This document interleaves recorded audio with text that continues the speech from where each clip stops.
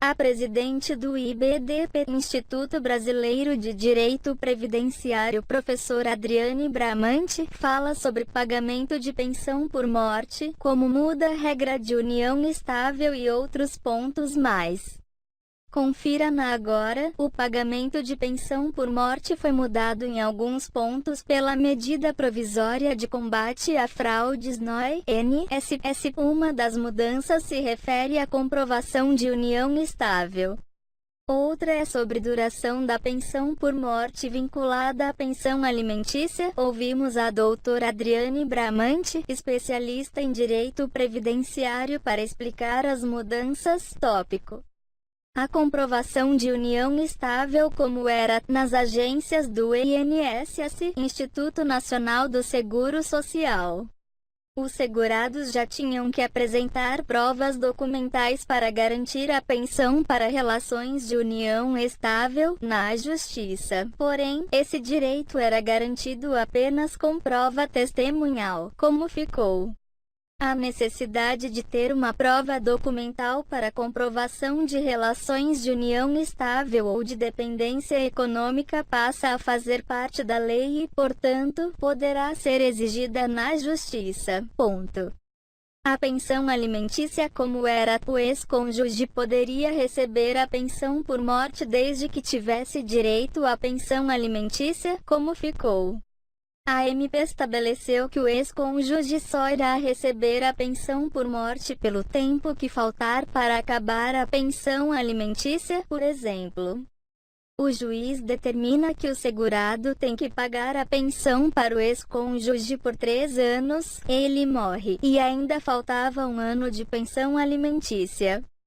A pensão por morte será paga apenas por mais 1 ano para esse ex-cônjuge. Ponto discutido: o prazo para menores de 16 anos, como era.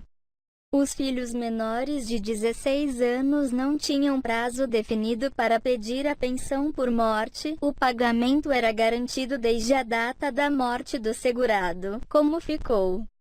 Agora os menores de 16 anos passam a ter que pedir a pensão em até 180 dias após a data da morte do segurado para receber valores retroativos. Se fizerem o pedido após esse prazo, receberão apenas a partir do requerimento. Para os demais dependentes, ficou mantido o prazo de 90 dias para requerer a pensão no INSS e receber o pagamento desde a data da morte do segurado.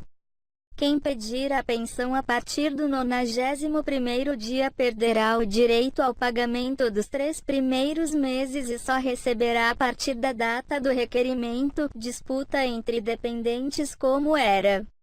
Se a pensão já era paga para um dependente e outro conseguisse o mesmo direito na Justiça, o INSS tinha de pagar a pensão para esse segundo parente, sem reduzir os ganhos do primeiro. Só quando o processo terminava, o INSS dividia o valor total da pensão para os 2 dependentes, em partes iguais. Como ficou? Se um outro dependente entrar na Justiça, o valor que seria pago a ele é descontado da pensão de quem já recebe e retido até o julgamento final da ação. Se a pessoa que entrou com a ação tiver direito, ela recebe os valores que ficaram retidos. Se a pessoa perder, o valor é devolvido aos outros pensionistas. Essa regra só começa a valer 120 dias após a publicação da MP no Congresso. Essas mudanças previstas na medida provisória já estão valendo, com exceção do desconto de parte da pensão para as ações na Justiça, para valer em definitivo. Porém, elas ainda precisam ser aprovadas pelo Congresso. Se inscreva em nosso canal. Tudo sobre aposentadoria especial.